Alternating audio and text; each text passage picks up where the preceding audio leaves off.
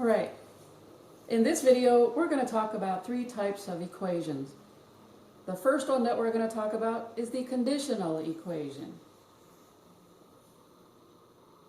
This is when the equation has a solution for the problem. This is what we are most used to in math. You solve the problem for a variable and you get an answer. Here's some examples. You got x equals -2, y equals 1/5, m equals 0.9. You have an answer. That's what you're used to. The second type of equation that you could encounter is what we call an identity equation. You will end up with an equation that is true for all values of that variable. Let me explain. If you do this properly, starting with the variables to get rid of, you will notice that the variables will drop out. When the variables drop out, both sides of the equation will be equaling the same number. 3 equals 3, 0 equals 0, -10 equals -10. The notation for our answer will be the following. Your book will use this from -infinity to +infinity, or you can use my handwriting, which is the double stroke R.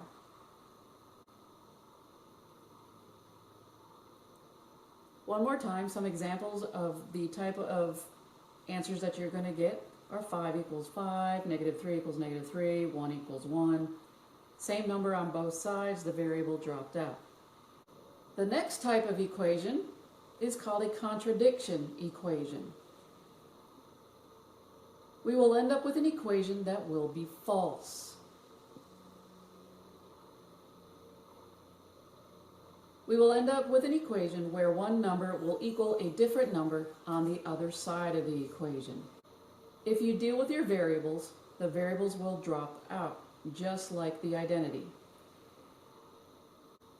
The notation for a contradiction equation will be either this asterisk, or you can use two brackets put end to end together with nothing in them, or you can write no solution.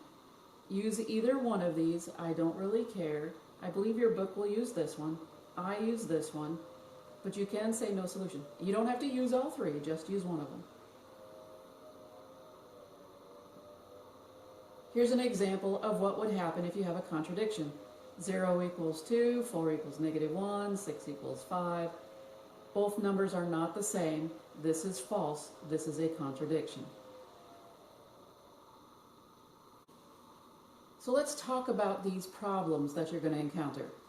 You are not going to be able to tell which type of equation you will be given when you are doing the homework. You're going to have to pay close attention to what you're doing. Just solve the problem like usual and let it sort itself out to be one of the three possible equations: conditional, identity, or contradiction. Let's go through a couple of examples. I'm not going to tell you what type they are. They could be any one of the three. So you're given this equation right here. First thing that I would do is I would deal with the like terms on the right-hand side. I have 3p minus 3p. If they don't cross the equal sign, you keep the signs that you're looking at. Notice I'm covering it up, the equal sign that is. Work with what you got. What is 3p minus 3p? Well, 3p minus 3p is 0. They will go away. So in this case, what I did is I just moved them next to each other. Again, since they don't cross the equal sign, they don't change sign. And when I move this 3p over next to this other 3p, the sign in front goes with it. Notice it's still minus 3p. Again, it only changes sign when you go past this equal sign. Now that I've got these two together, the p's drop out. 3p minus 3p is 0, and I get 5 equals -7. And guess what? Is that true or false? This is false. As we know, 5 does not equal -7.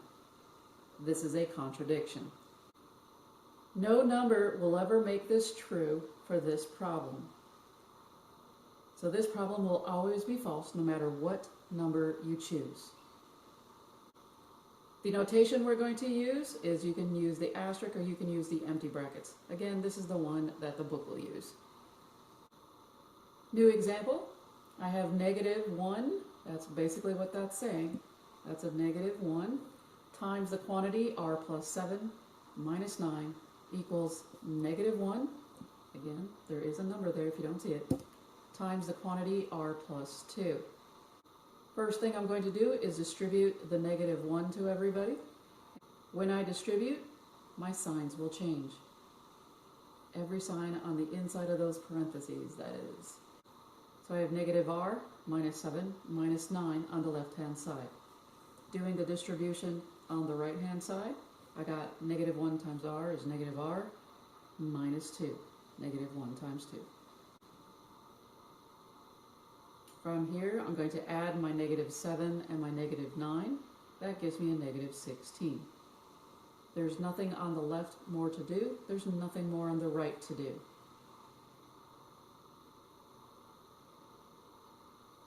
The best way to do these problems is to do your variables first. I know it's easy to do numbers, and students always fall back to, let me just do the numbers. But if you do your variables first, it becomes clear right away what type of problem you have. Either the variables drop out or they don't. So I'm adding r to both sides because, again, I'm moving this r to the other side. Once I cross an equal sign, I'm changing my sign of the value of r. And I get -16 equals -2. If you wanted to, you could have added 16 to both sides. That is perfectly fine. You could have also, let me change that for you. If you added the 2 to this side, you would have got a -14. I also could have written this backwards and given me -14 equals 0. So it just depends upon how you do this problem. You didn't need to go any further than -16 equals -2. That's as far as you needed to go. Again, going one step further, that is fine. As you guys know, this is a false answer.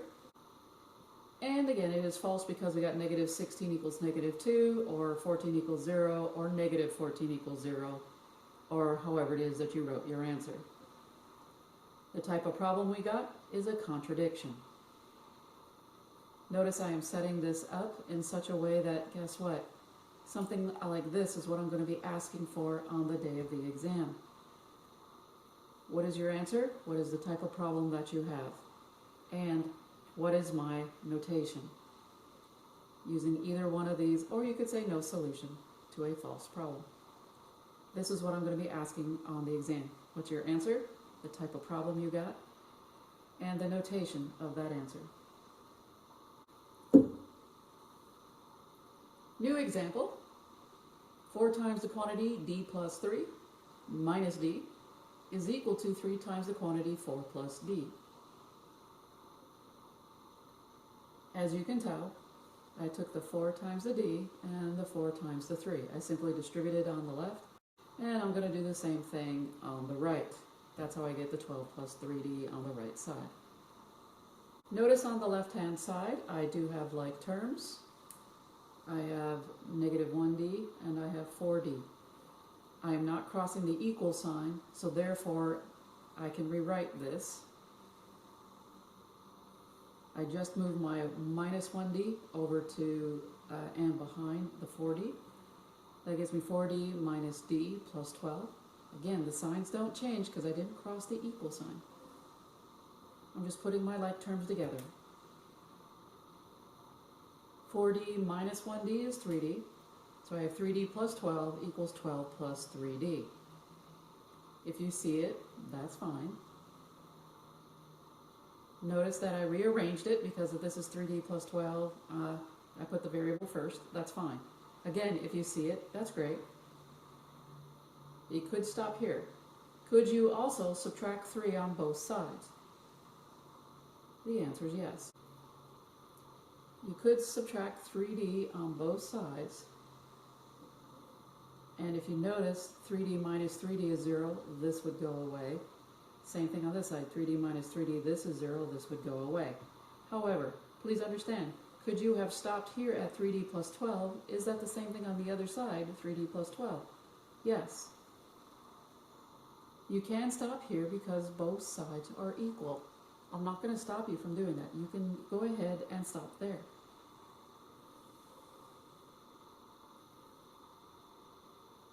Again, you could also keep going. You have 3D plus 12 equals 3D plus 12. Again, I'm going to subtract 3D on both sides and I get 12 equals 12. Those two numbers are exactly the same on both sides. 12 equals 12 is true. Let's talk more about this.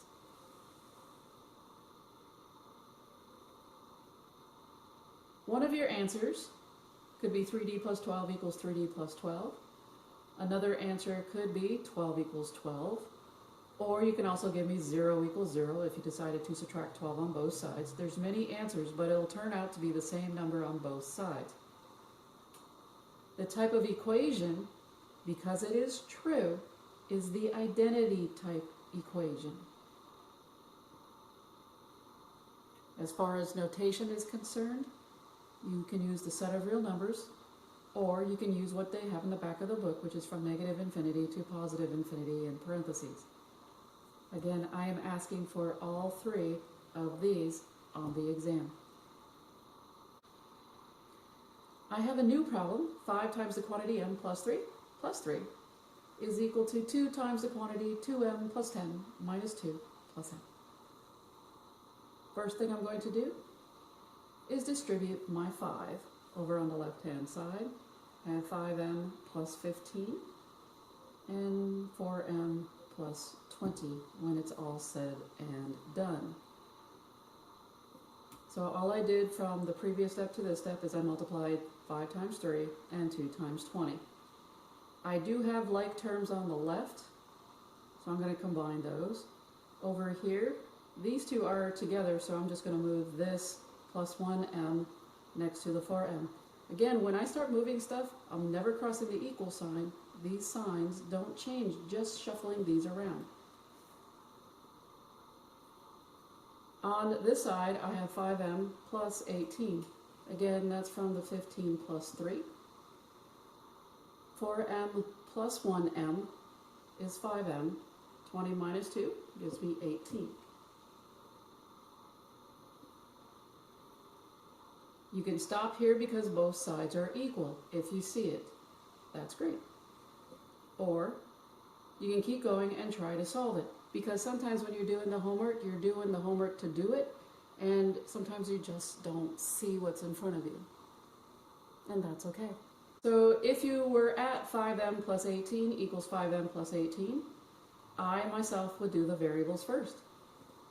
Subtract your 5m, and we get 18 is 18. The variables drop out. I have a number equals the same number on the other side. That is true. 18 does equal 18. Yes, I agree. Therefore, my answer is 5m plus 18 equals 5m plus 18. Or you could have written your answer as 18 equals 18. Or if you decided to subtract 18 on both sides, you could have given me 0 equals 0. No matter what, the left side equals the right side, left side equals the right side. The type of equation that we're looking at is an identity. And the notation that I'm looking for is the set of real numbers or from negative infinity to positive infinity. Here's a new example. It could be conditional, contradiction, or an identity. Now I'm just going to warn you right now, this one's not a conditional, meaning it's not one where you solve and get an answer. Because most of us are used to that. I'm doing only examples in this class. Oh, I didn't tell you? Of only the contradiction or the identity. There you go. That's my secret to this video. 3t plus 7 minus 6t plus 4 equals negative 3 times the quantity t plus 8. Let's see what I did first. Looks like on the left-hand side, I moved this 6t next to this 3t. Again, I didn't cross an equal sign, therefore the sign doesn't change. And I just pushed the 7 back a little bit so it's next to the 4. On the right-hand side, I just distributed my negative 3. So I got a negative 3 times t. Negative 3 times a positive 8 gives me a negative 24. From here, I've got a like term on the left-hand side that I'm going to deal with, and probably also the 7 plus 4. 7 plus 4 is 11. 3t minus 6t gives me negative 3t. What am I going to do next? I always do my variables next. It's just so much easier to see what you've got when you do that. I've got 3t that I'm adding to both sides, and I get 11 equals 24. This is false. So what do I have when I finish up this problem? What are the three things I'm looking for? I'm looking for your answer. Obviously 11 does not equal 24. I'm looking for the type of equation that we're looking for, and it's called a contradiction. And the notation I'm looking for is this asterisk or the empty set. That's it, y'all. This concludes this little lecture moment. Hope it explains a few things on your homework. Hasta la pasta. I'll see you on the flip side.